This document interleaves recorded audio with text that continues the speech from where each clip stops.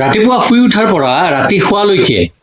আপোনাৰ দিনটোৰ কাৰ্যসূচীৰ প্ৰতিটো মুহূৰ্ত যেনেধৰণ আপুনি কি খাইছে, কি কৰিছে, ক'ত গৈছে, কি কৰিব, কি অফিচত কাম কৰে, কি ব্যৱসায় কৰি আছে, কি গাড়ী চলাই আছে, আজি বিভিন্ন ধৰণৰ ব্যক্তিগত মুহূৰ্তসমূহৰ ভিডিঅ' ষ্টৰি ফটো যদি আপোনাৰ ছ'চিয়েল মিডিয়া এপসমূহত যেনে ধৰণৰ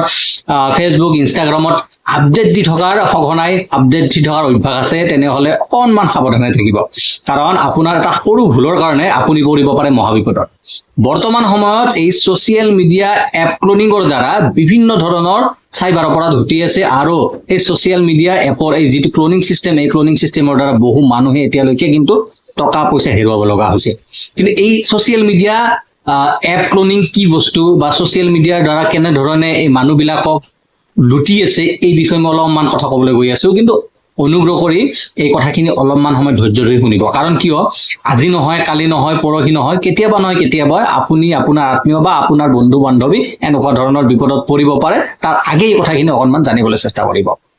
তাৰ আগতে আমি জানিব লাগিব যে ছ'চিয়েল মিডিয়া এপ ক্লোনিং কি, আচলতে কেনেকুৱা ধৰণৰ এইটো এটা চাইবাৰ অপৰাধ। মই আপোনালোকক ফেচবুকৰ উদাহৰণ দি এই বস্তুটো বুজাবলৈ চেষ্টা কৰিম। ধৰি লওক আপোনাৰ এটা ফেচবুক প্ৰফাইল আছে আৰু এই ফেচবুক প্ৰফাইলৰ পৰা চাইবাৰ অপৰাধীয়ে প্ৰথমতে কি কৰিব, আপোনাৰ ফেচবুক প্ৰফাইলৰ পৰা আপোনাৰ প্ৰফাইল ফটোটো ডাউনলোড কৰিব, আপোনাৰ ডাটাখিনি কপি কৰিব,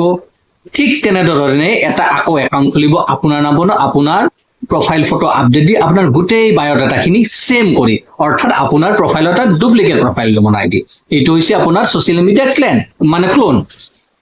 এতিয়া আপোনাৰ ফ্ৰেণ্ড লিষ্টত থকা যিখিনি বন্ধু বান্ধৱী থাকিব, আত্মীয় থাকিব, তেওঁলোকক সেই ডুপ্লিকেট প্ৰফাইলটোৰ পৰা ফ্ৰেণ্ড ৰিকুৱেষ্ট পঠাব। যেতিয়াই তেওঁলোকে আত্মীয়সকলে বা বন্ধু বান্ধৱীয়ে আপোনাৰ ফ্ৰেণ্ড ৰিকুৱেষ্ট একচেপ্ট কৰিব, তাৰপিছতেই তেওঁ মেছেজ কৰিব যে তেওঁ কোনোবা বিপদত পৰিছে, কিবা বিপদত পৰিছে, তেওঁক মানে লগে লগে কিছু টকাৰ সাহায্য লাগে, এনেকুৱা ধৰণৰ মেছেজ কিছুমান আহিব, যাৰ পিছত আপোনাৰ বন্ধু বান্ধৱীয়ে আপুনি বুলি ভাবি সেই প্ৰফাইলৰ মানুহগৰাকীক বা তেওঁৰ স্কেনাৰত দিয়া বা যিকোনো UPI কোডত দিয়া কোডত তেওঁলোকে পইচা পঠাই দিব। কাৰণ আপুনি বিপদত পৰা বুলি তেওঁ যিহেতু ক'ব, আপোনাৰ প্ৰফাইল ইউজ কৰিছে। এনেধৰণেই বৰ্তমান সময়ত ফেচবুক ক্লোনিং বা ইনষ্টাগ্ৰাম ক্লোনিং বা ছ'চিয়েল মিডিয়া ক্লোনিং এপবিলাক ক্লোনিং কৰি এনেধৰণৰ অপৰাধ কৰি আছে। এই অপৰাধেই হৈছে ছ'চিয়েল মিডিয়া ক্লোনিং ফ্ৰড। আৰু এই ফ্ৰডত হয়তো বহু মানুহে,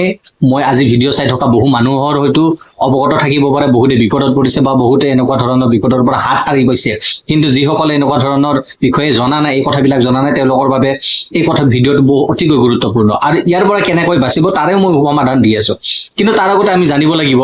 এই অপৰাধটো তেওঁলোকে সংঘটিত কৰে কেনেকৈ, ষ্টাৰ্ট ক'ৰ পৰা হয় আৰু আমি তাতে কি ভুল কৰোঁ। আচলতে আমাৰ ভুলৰ কাৰণেই আমি কৰা ভুলৰ কাৰণে আচলতে এনেধৰণৰ ঘটনাবিলাক সংঘটিত হয়। প্ৰথমতে আমি জানিব লাগিব যে তেওঁলোকে প্ৰফাইল এটা বাছনি কৰে কেনেকৈ। তেওঁলোকৰ প্ৰফাইল এটা বাছনি কৰাৰ এটা ক্ৰাইটেৰিয়া থাকে। ক্ৰাইটেৰিয়াটো কেনেকুৱা চাব, তেওঁলোকে কিন্তু যিটি মানুহক বাছনি নকৰে, তেওঁলোকে এনেকুৱা মানুহক বাছনি কৰিব যিজন মানুহৰ সমাজত এটা মান্যতা আছে, যিজন মানুহৰ টকা পইচা বা তেওঁৰ বন্ধু বান্ধৱীৰ হাতত টকা পইচা থকাৰ সম্ভাৱনীয়তা আছে, বা যিজন মানুহে কিবা এটা সমাজত ক'লে কোনোবা মানুহক সহায় বিচাৰিলে তৎক্ষণাৎ সহায় কৰিব পৰা তেওঁৰ এটা মান্যতা বা স্থায়িত্ব আছে সমাজত। ধৰি লওক আপুনি এগৰাকী শিক্ষক। আজি আপুনি যদি শিক্ষক হয়, আপুনি নিশ্চয়কৈ সমাজত এটা মান্যতা আছে, আপোনাক মানুহে মানিব। আপোনাৰ প্ৰথমতে এনেকুৱা ধৰণৰ প্ৰফাইল এটা চিলেক্ট কৰিব যিজন মানুহৰ মান্যতা আছে। আপুনি শিক্ষক যিহেতু আপোনাৰ মান্যতা আছে, প্ৰথম ক্ৰাইটেৰিয়া হিচাপে আপুনি পাছ হৈ গ'ল, ঠিক আছে। তাৰপিছত আপোনাক চাব যে আপোনাৰ বায়'ডাটাত আপুনি কি লিখিছে। ধৰি লওক আপুনি আপোনাৰ বয়স ধৰি লওক 40ৰ পৰা 60 বছৰৰ ভিতৰত, তেতিয়াহ'লে ছেকেণ্ড ক্ৰাইটেৰিয়াত আপুনি পাছ কৰি গ'ল।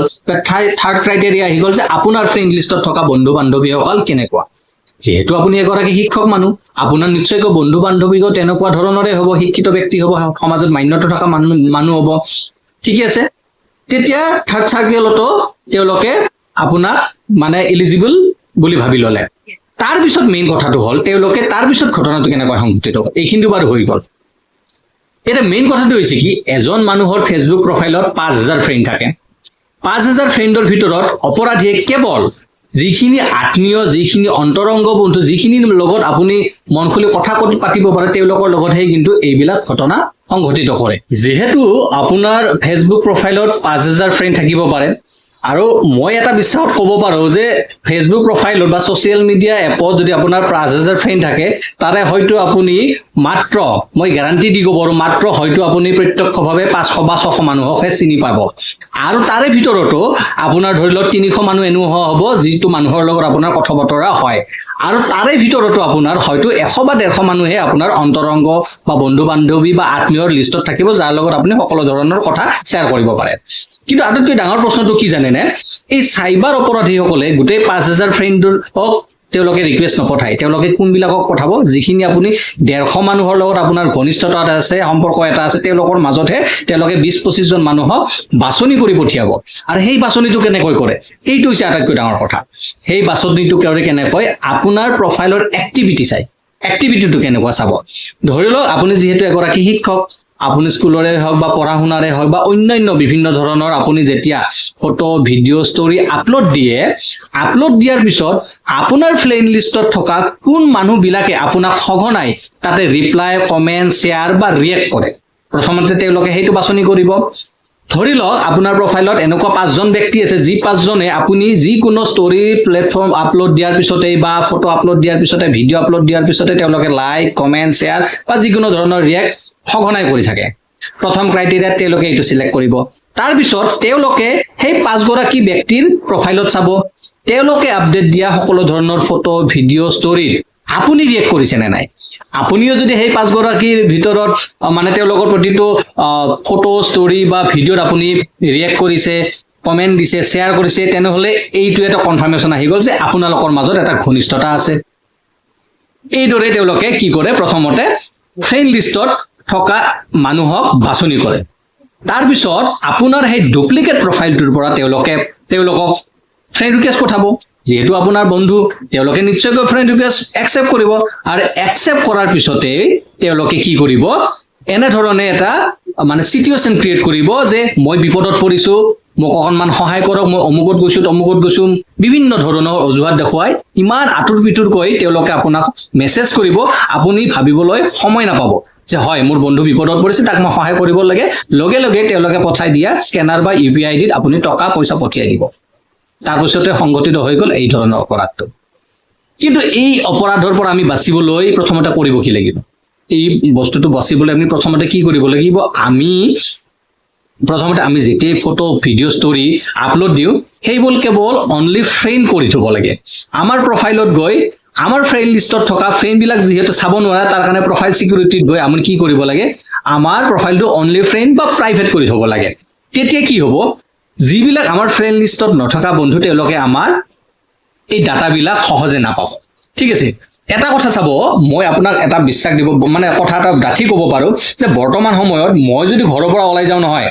মোৰ ঘৰৰ মানুহ হয়তো নাজানিব পাৰে মই ক'ত গৈছোঁ কিন্তু ছ'চিয়েল মিডিয়াৰ বন্ধুসকলে কিন্তু আগতীয়াকৈ জানে কাৰণ মোৰ অভ্যাস আছে মই ৰাতিপুৱাই ফটোটো দিলোঁ দুপৰীয়া দিলোঁ মই ক'ত গৈছোঁ মই ফেচবুকত আপডেট দিছোঁ গতিকে মোৰ বন্ধু বান্ধৱীসকলে মোৰ ঘৰতকৈ বেছি আগতে জানে বৰ্তমান সময়ত এজন মানুহক ট্ৰেক কৰাৰ কাৰণে বা নিৰীক্ষণ কৰাৰ কাৰণে তেওঁৰ পিছে ঘূৰিবলগীয়া নাই তেওঁৰ কেৱল ছ'চিয়েল মিডিয়া এপত তেওঁক ট্ৰেক কৰিলেই হ'ল তেওঁ ক'ত গৈছে কি খাইছে কি কৰিছে কেনেকুৱা ধৰণৰ ব্যক্তিত্বৰ মানুহ কি ধৰণৰ মানুহৰ লগতে উঠা বহা কৰে তেওঁৰ প্ৰফাইলটো কেনেকুৱা গোটেই ডাটা ছ'চিয়েল মিডিয়াত পোৱা যায় আৰু এনেকুৱা ধৰণৰ যেতিয়াই আপোনাৰ ফ্ৰেণ্ড ৰিকুৱেষ্ট আহে নতুনকৈ প্ৰফাইল এটাৰ আপোনাৰ বন্ধুৰ পৰা প্ৰথমতে আপুনি কনফাৰ্মেশ্যন কৰি ল'ব যে তেওঁৰ আগৰ প্ৰফাইলটো চলি আছে নে নাই যদি চলি আছে তেওঁক এটা মেছেজ কৰক নতুবা ফোন কৰি সুধি লওক যে তুমি এটা এনেকুৱা নতুনকৈ প্ৰফাইল খুলিছা নেকি যিটো প্ৰফাইলৰ পৰা আকৌ মোক ফ্ৰেণ্ড ৰিকুৱেষ্ট পঠিয়াইছা তেতিয়া কনফাৰ্মেশ্যনটো আপুনি পাই যাব দ্বিতীয়তে যদি আপোনাৰ তাতে এনেকুৱা সময় নাথাকে আপুনি ৰিকুৱেষ্ট একচেপ্ট কৰি ল'লে তাৰপিছত আপোনাৰ তাতে সঘনাই মেছেজ আহি আছে পইচাৰ কাৰণে তেওঁ বিপদত পৰিছে তেতিয়াও আপুনি কি কৰিব আপুনি লগে লগে বস্তুটো নকৰি প্ৰথমতে কি কৰিব অকণমান সময় ল'ব যে হ'ব মই দি আছোঁ মই 10 মিনিট পিছত তোমাক মই দি আছোঁ অকণমান সময় দিয়া মোক সেনেকৈ কৈ আপুনি প্ৰথম প্ৰফাইলৰ অৰিজিনেল প্ৰফাইলৰ মানুহজনক পাৰে যদি ফোন কৰক মেছেজ কৰক হোৱাটছআপ কৰক আপুনি অৰিজিনেল কথাটো জানিবলৈ চেষ্টা কৰক বা আত্মীয়ক ফোন কৰিবলৈ বা তেওঁৰ অন্য বন্ধু বান্ধৱীক ফোন কৰি কনফাৰ্মেশ্যন ল'বলৈ চেষ্টা কৰক তাৰ পাছতহে এনেকুৱা ধৰণৰ পইচাৰ লেনদেন বা এনেকুৱা ধৰণৰ সহায় সহযোগিতা আগবঢ়াৰ কথা ভাবিব নহ'লে কিন্তু এনেকুৱা ধৰণৰ স্কেম আজিকালি সঘনাই হৈ আছে আজিৰ ভিডিঅ'টো বহুখিনি দীঘলীয়া হৈ গ'ল আৰু যেনিবা মোৰ বহু কথা ক'বলগীয়া আছিলে কিন্তু বাকীখিনি কথা মই নেক্সট ভিডিঅ' এটাত বা নেক্সট পাৰ্ট এটাত বনাই ক'বলৈ চেষ্টা কৰিম আৰু বিতংভাৱে এইখিনি বুজাবলৈ চেষ্টা কৰিম এইখিনিতে মই এটা অনুৰোধ যদি আমাৰ এই ভিডিঅ'বিলাক চাই আপোনালোকে ভাবে আংশিকভাৱে হ'লেও আপোনালোকৰ কিছু সহায় সহযোগিতা হৈছে কিবা ইনফৰমেশ্যন পাইছে তেনেহ'লে অনুগ্ৰহ কৰি এটা লাইক কমেণ্ট আৰু শ্বেয়াৰ কৰি দিব আৰু এনেকুৱা ধৰণৰ যদি ঘটনা আপোনালোকৰ লগত হৈছে বা বন্ধু বান্ধৱী আত্মীয়ৰ লগত হৈছে তেনেহ'লে আমাৰ কমেণ্ট বক্সত জনাব যাতে অন্য মানুহে এইবিলাক কথা শুনি দেখি জানি নিজক সুৰক্ষিত কৰিব পাৰে আৰু আকৌ এবাৰ সদৌ শেষত ক'বলৈ বিচাৰিম যে শিকক আৰু সুৰক্ষিত থাকক ধন্যবাদ